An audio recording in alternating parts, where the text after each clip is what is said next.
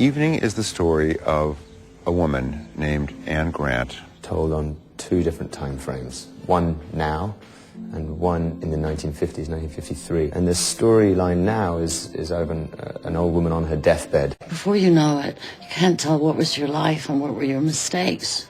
What if there were no such thing as a mistake? It still seems impossible to me that actors of this caliber are in this movie. I still think that it can't really be true. Hi, Mrs. W. Oh, it's lovely to see you.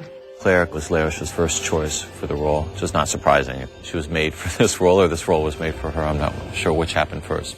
I'm just going to sleep for a minute now, okay? Okay. Tony and I just worked together on The Night Listener, which was a film that I produced with Robin Williams. So I looked at Evening, and I read the role of Nina with her in mind. And I said, look, I've got a great part for you. Would you read it? By the way, Michael Cunningham wrote it, who, of course, wrote The Hours, which she was amazing in. And she read it, and I got a call within a week. She loved the part and wanted to do it. So Tony was on board very early as well. Tony, Claire, and then Vanessa. And then from then, it was basically just flying around the world to wherever, our first choice actors were. I'd like to take credit for casting Natasha with Vanessa and Meryl with Mamie, but it kind of happened on its own. Mamie Gummer had come into casting and audition, and when she walked into the room, she blew all of us away. I thought, my God, she's Lila. Honey, are you okay? Of course I am. My wedding.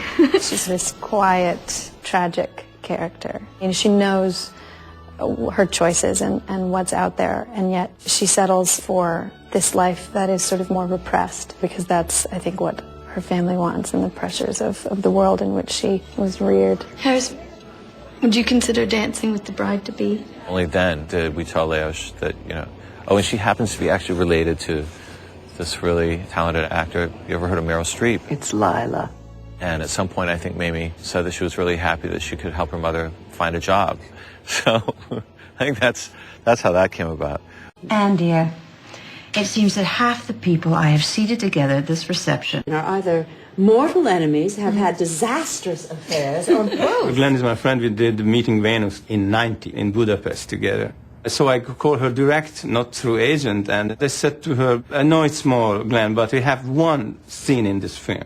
An unbelievable scene, and not many actors can do this. The moment after Buddy's death, she said, okay, I do it for you. She came, she did, she's fantastic. It really, she shows that not many people can do this way. Oh, you look wonderful. You always find the most unusual things. Lila and they really have a whole lot in common, but they seem to just have this sort of sisterly bond. They just love each other unconditionally. It's perfect outside. I really love the scene with Mamie in the bed. It seems like a really accurate representation of what it is to be intimate with a girlfriend. I don't think that you're in love with Carl. And I think because I'm a fairly young actress, I find myself in kind of ingenue roles, and my main job is to fall in love, which is great and and exciting, but it was a welcome change. Exploring a different kind of intimacy. La la la. That morning scene sort of mirrors the scene that comes at the end. Claire and I got together the night before we shot it and watched the dailies from when my mom and Vanessa shot that scene, and we kind of looked at that and tried to borrow from what they were doing. Yeah, there. Just a few little things to try and incorporate. La la la. So it was actually the first scene we'd done together, ever. These two old friends who haven't seen each other for years and years and years. And that was a joy. It was written beautifully. And the director created just the right situation, set up. The world isn't crammed with wonderful directors. He's one of them anyway.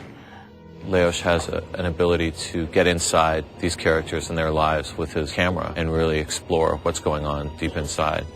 I'm interested for people to sort of fall in love with this story, to go on the journey, see how all these relationships intertwine and react, and maybe remember a lost love, or go home to their husband or wife or spouse or whatever, and be happy for where they are. And, and if it sort of lights a fire in someone and bring some passion in people's lives, and that's a pretty steep thing to conquer, but if you can at least open people's minds to wanting to savor the life and the love that they have, then I guess we've succeeded.